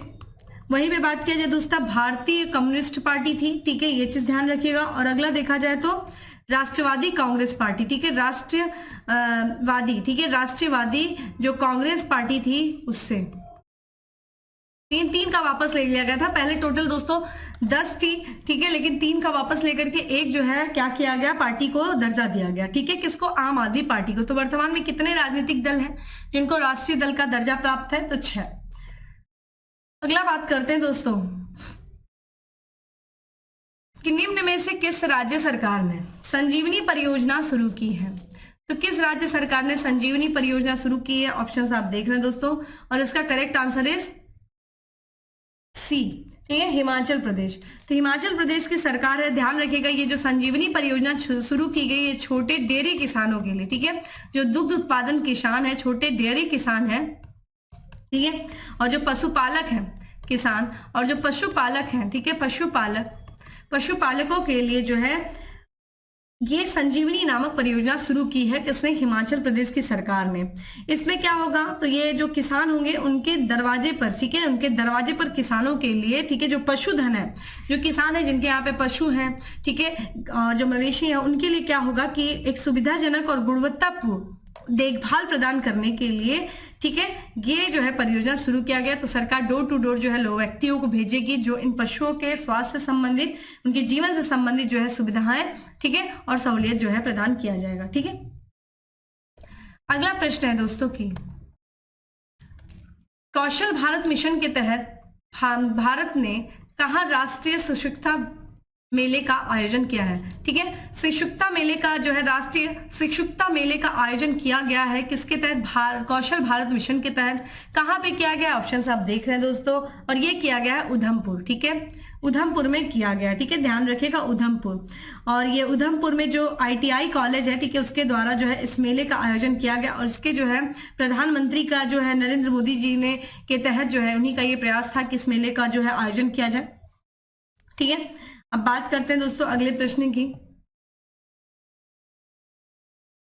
अगला प्रश्न इंडेक्स से रिलेटेड है कि फ्रीडम हाउस इंडेक्स के अनुसार किसे दुनिया का सबसे कम आजाद देश का दर्जा दिया गया है?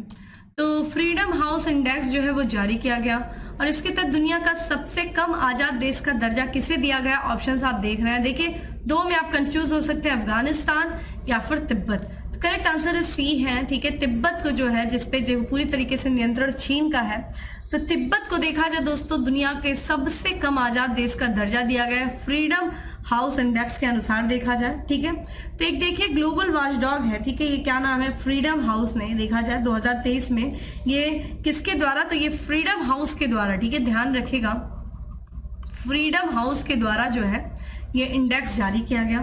और तिब्बत को दुनिया के सबसे कम आजाद देश के रूप में क्या किया गया दोस्तों, दर्जा दिया गया, ठीक है। इस इंडेक्स में लगातार ध्यान रखिएगा, तिब्बत जो है इस इंडेक्स में लगातार, ठीक है, 2 देशों के साथ, ठीक है, लगातार 3 वर्षों से, ठीक है, 3 वर्षों से ध्यान रखिएगा, लगातार तीसरे वर्ष, ठीक है, कह सकते हैं तीसरे वर्ष, ठीक है, तीसरे वर्ष साउथ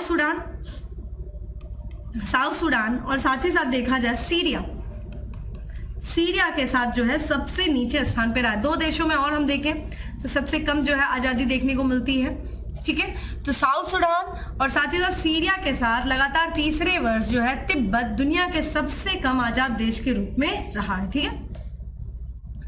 अगला प्रश्न है दोस्तों की, विदेश मंत्री एस जयशंकर ने किस देश में तुलसी घाट बहाली परियोजना का शुभारंभ किया है। तो इंपॉर्टेंट है दोस्तों अपने आप में, तुलसी घाट बहाली परियोजना, इसका शुभारंभ डॉक्टर एस जयशंकर जी के द्वारा किया गया है, केंद्रीय विदेश मंत्री। और ये देखा जाए इन्होंने जो है 10 से लेकर के, जैसा कि आपको पता है, ठीक है, 10 से लेकर के 15 अप्रैल तक हम लोगों ने चर्चा भी किया था, 10 से लेकर के 15 अप्रैल तक ये जो कि अफ्रीका देश युगांडा और मोजाम्बिक की यात्रा पे थे। कौन से दोस्तों, एस जयशंकर जी और मोजाम्बिक, इन 2 देशों की यात्रा पे थे, ठीक है, कौन, डॉक्टर एस जयशंकर। और इसी दौरान देखा जाए इन्होंने युगांडा के कंपाला में, ठीक है, ध्यान रखिएगा, युगांडा के कंपाला में, ठीक है, जो वाराणसी की, ध्यान रखिएगा, ये तुलसी घाट बहाली परियोजना वाराणसी की, ठीक है, और इसका जो है शुभारंभ किया गया, ठीक है, कंपाला में। ध्यान रखिएगा तुलसी घाट है क्या, तो तुलसी घाट जो कि नवीकरणीय परियोजना है ये, और दुनिया के जो सबसे पुराने बसे हुए शहर वाराणसी के सौंदर्य अपील को बढ़ावा देने के उद्देश्य से किया गया था। तो ये सौंदर्य अपील को, वाराणसी के सौंदर्य अपील को बढ़ावा देने के उद्देश्य से तुलसी घाट बहाली परियोजना का शुभारंभ किया गया, ठीक है। अगला प्रश्न है कि कहाँ स्थित, ठीक है, सुहेलवा, जिसे हम सुहेल देव कहते हैं, सुहेलवा वन जीव अभ्यारण्य में बाघों की उपस्थिति के बारे में पहली बार फोटोग्राफिक सबूत मिले हैं। बहुत इंपॉर्टेंट है, ठीक है, सबसे इंपॉर्टेंट तो आपके लिए यह है कि सुहेल देव वन जीव अभ्यारण्य किस राज्य में स्थित है, ठीक है। और जैसा कि बाघों की जनगणना भी हुई है और उसी जनगणना में एक रिपोर्ट सामने आई है कि भाई, ठीक है, फोटोग्राफिक सबूत मिले हैं बाघों की उपस्थिति के सुहेल देव वन जीव अभ्यारण्य में। और दोस्तों ये कहाँ स्थित है, तो ये ध्यान रखिएगा, ये उत्तर प्रदेश में स्थित है, ठीक है, उत्तर प्रदेश में स्थित है। और यहाँ पे बात करें तो जिसे हम बात करते हैं यहाँ पे पता चला है, और ये जो सुहेल देव वन जीव अभ्यारण्य ये उत्तर प्रदेश के 3 जिलों में स्थित है। आपसे भी पूछा जा सकता है, एक तो देखा जाए श्रावस्ती, ठीक है, श्रावस्ती, दूसरी बात करें तो बलरामपुर, ठीक है, बलरामपुर, श्रावस्ती, बलरामपुर, ठीक है, और अगली बात करें दोस्तों कहाँ पे, तो गोंडा, ठीक है, ये चीज ध्यान रखिएगा, बलरामपुर, गोंडा। तो इन 3 जिलों में, ठीक है, उत्तर प्रदेश के 3 जिलों में सुहेल देव वन जीव अभ्यारण्य स्थित है। और अगर हम बात करें इसे वन जीव अभ्यारण्य किस वर्ष घोषित किया गया था, तो 1988 में इसको घोषित किया गया था, ठीक है, ये ध्यान रखिएगा। और ये भारत नेपाल की अंतरराष्ट्रीय सीमा पर स्थित है, ये भी चीज ध्यान रखिएगा, ठीक है। अगला प्रश्न है दोस्तों की, निम्न में से पूर्वोत्तर का कौन सा राज्य ई खरीद में सर्वश्रेष्ठ प्रदर्शन करने वाला राज्य बन गया है। तो ये पूर्वोत्तर का पूछ रहा राज्य कौन सा है जो ई खरीद में सर्वश्रेष्ठ प्रदर्शन करने वाला राज्य बन गया है। तो दोस्तों इसका जो करेक्ट आंसर है वो है त्रिपुरा, ठीक है, नॉर्थ ईस्ट, ठीक है, ध्यान रखिए, कई बार मैं आपसे क्लास में बोलती हूँ नॉर्थ ईस्ट, 7 सिस्टर्स, ठीक है, 7 सिस्टर्स में से एक त्रिपुरा। ध्यान रखिएगा त्रिपुरा जो है तीनों ओर से बांग्लादेश से घिरा हुआ है, ठीक है, ये तीनों ओर से बांग्लादेश से घिरा हुआ। आपसे कई बार प्रश्न पूछा गया है कि कौन सा जो राज्य है वो जो तीनों ओर से जो उसकी सीमा वो अंतरराष्ट्रीय सीमा से लगती है, तो ये त्रिपुरा है। और त्रिपुरा की दोस्तों बात किया जाए तो ये अभी ई जो है, ठीक है, ई प्रोक्योरमेंट के लिए सर्वश्रेष्ठ प्रदर्शन करने वाले राज्य के रूप में इसे पुरस्कार प्रदान किया गया, ठीक है। अगला प्रश्न है कि किस देश की कंपनी स्पेस पायनियर ने तिआनलांग 2 रॉकेट को कक्षा में सफलतापूर्वक लॉन्च किया है। तो देखिए ये कंपनी है, सबसे इंपॉर्टेंट है, ये कंपनी है स्पेस पायनियर, ठीक है, जिसने जो है रॉकेट लॉन्च किया है, ठीक है, कौन सा, तिआनलांग 2 रॉकेट, ठीक है, तिआनलांग 2 रॉकेट है, इसको कक्षा में सफलतापूर्वक लॉन्च किया गया। पूछा जा रहा है कि किस देश की ये कंपनी है। ऑप्शन दोस्तों आप देख रहे हैं और इसका करेक्ट आंसर नाम से ही पता चल रहा है भाई, चीन की ये कंपनी है तिआनलांग 2, ठीक है, स्पेस पायनियर, जिससे देखा जाए तिआनलांग 2 रॉकेट को कक्षा में सफलतापूर्वक क्या किया है, जो है स्थापित किया है। अगला बात करें दोस्तों, अगला प्रश्न है कि किस राज्य के गुफा में मेढक की नई प्रजाति अमोलॉप्स सीजू की खोज की है। नाम देखिए क्या है, अमोलॉप्स सीजू, ये मेढक की एक नई प्रजाति है और ये किस राज्य की गुफा में इस नई प्रजाति की खोज की गई है। तो करेक्ट आंसर दोस्तों क्या है, मेघालय, ठीक है, मेघालय। तो ध्यान रखिएगा जो जियोग्राफिकल सर्वे ऑफ इंडिया है, ठीक है, जिसको हम बात करें जियोग्राफिकल सर्वे ऑफ इंडिया, इसने मेघालय की जो दक्षिण गारो हिल्स है, ध्यान रखिएगा कौन सी गुफा, दक्षिण गारो हिल्स, वहां पे गारो खासी जयंतियां है ना दोस्तों, दक्षिण गारो हिल्स में मेढक की एक नई प्रजाति की खोज की जिसका नाम है अमोलॉप्स सीजू, ठीक है। मेढक का जो नाम दिया गया है दोस्तों वो उस गुफा के नाम पे ही रखा गया है, ठीक है, जहां से ये पाया गया है, ठीक है।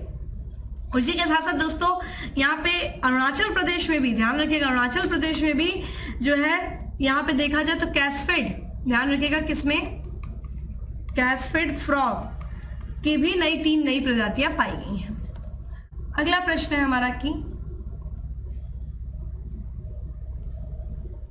किस देश के परमाणु भौतिकविदों की टीम ने एक नए यूरेनियम समस्थानिक यूरेनियम 241 की खोज किया है। तो ध्यान रखिएगा यूरेनियम, ये नया जो है यूरेनियम समस्थानिक है, ठीक है, यूरेनियम 241 ये किस देश के परमाणु भौतिकविदों की टीम ने इसकी खोज की। ये बहुत इंपॉर्टेंट दोस्तों, इस तरह के प्रश्न यूपीपीसीएस में जरूर पूछे जाते हैं, विशेष करके पूछे जाते हैं।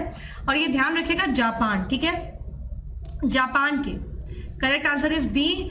तो जापान के जो परमाणु भौतिकविद हैं उन्होंने परमाणु संख्या, ठीक है, 92, ध्यान रखिएगा परमाणु संख्या 92, और जो आप बात करें तो द्रव्यमान 241 के साथ एक अज्ञात यूरेनियम समस्थानिक की खोज किया है। और इस नए जो है आइसोटोप का नाम क्या रखा गया, यूरेनियम 241, ठीक है, ये चीज ध्यान रखिएगा। अब बात करते हैं दोस्तों हम अपने अगले प्रश्न की।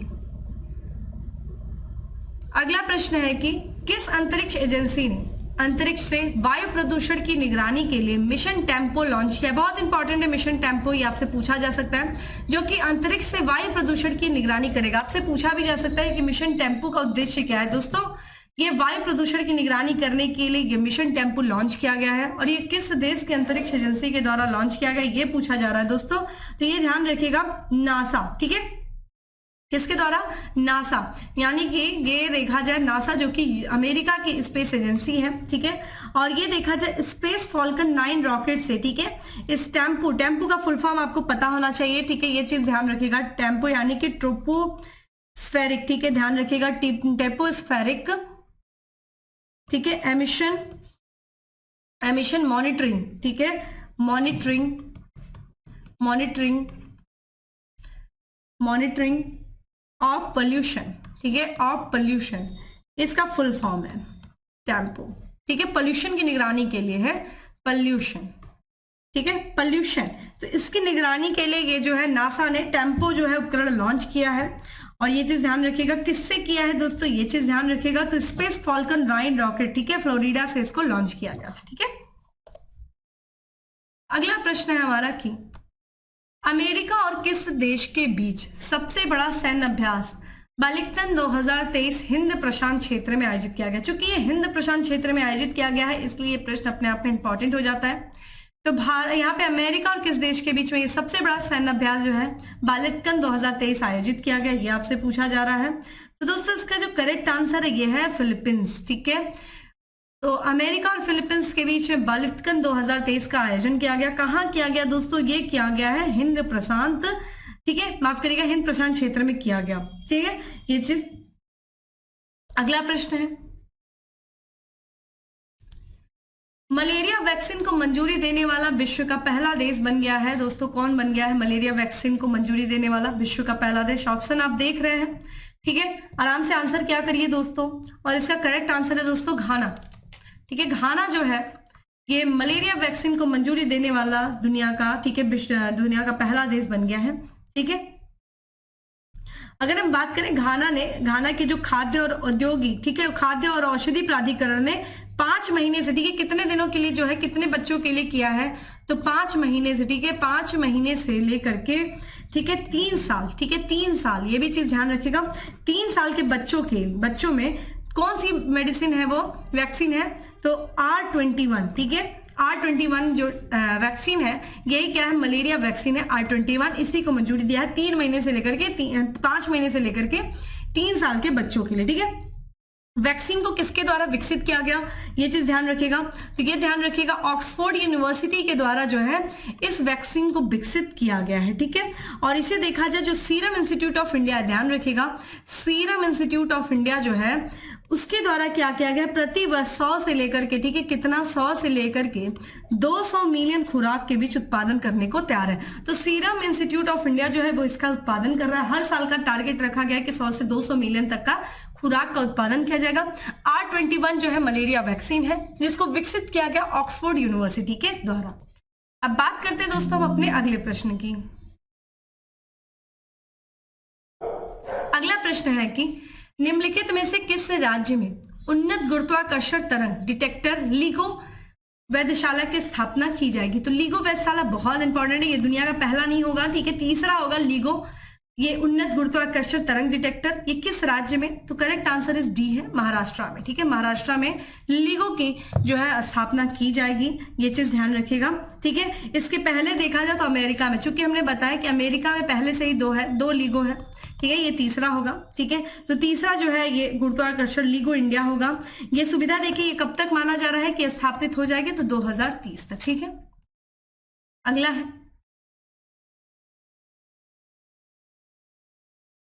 अगर हम बात करें तो अगली की बात करें दोस्तों, यहाँ पे माफ करिएगा, एक सेकेंड,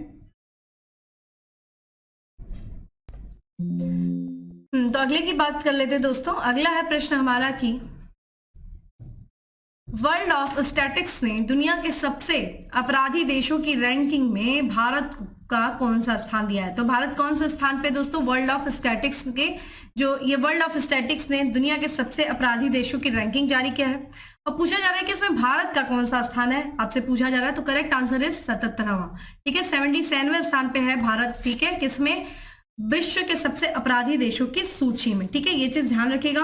अगर आपसे पूछा जाए, चूंकि भारत का स्थान 77वां है, तो शीर्ष स्थान पे कौन सा है दोस्तों, तो यहाँ पे हम बात करें तो दक्षिण अमेरिका का देश है दोस्तों वेनेजुएला। ठीक है, वेनेजुएला जो की बात करें, ठीक है, वेनेजुएला जो है, ठीक है, ध्यान रखिएगा यहाँ पे, एक सेकेंड, हाँ, वेनेजुएला। ठीक है, वेनेजुएला जो है शीर्ष स्थान पर है। ठीक है, इसके बाद बात करें दूसरे स्थान पे कौन है दोस्तों, तो पापुआ न्यू गिनी, जैसा कि इस बार अभी प्रधानमंत्री जी भी, ठीक है, दौरे पे थे पापुआ न्यू गिनी के। ठीक है, पापुआ न्यू गिनी, ठीक है, पापुआ न्यू गिनी। ठीक है, और अगर हम बात करें तीसरे स्थान पे कौन है दोस्तों, तो ये अफगानिस्तान है। ठीक है, अफगानिस्तान है।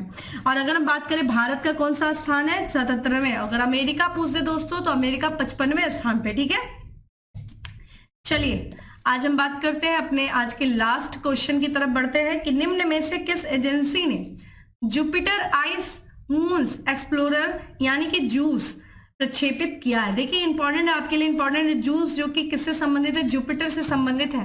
और जुपिटर आइसी मून्स एक्सप्लोरर यानी कि जो जुपिटर का मून है उसको एक्सप्लोर करने के लिए जो है ये मिशन लॉन्च किया गया। किस एजेंसी के द्वारा किया गया, ऑप्शन ये पूछ रहा आपसे। यहाँ पे देखिए हमें ऊपर में दिख रहा है यूरोपियन स्पेस एजेंसी, अमेरिका का नासा, भारत का इसरो, या फिर जापान का JAXA. Correct answer is a है, यूरोपियन स्पेस एजेंसी के द्वारा। ध्यान रखिएगा जुपिटर।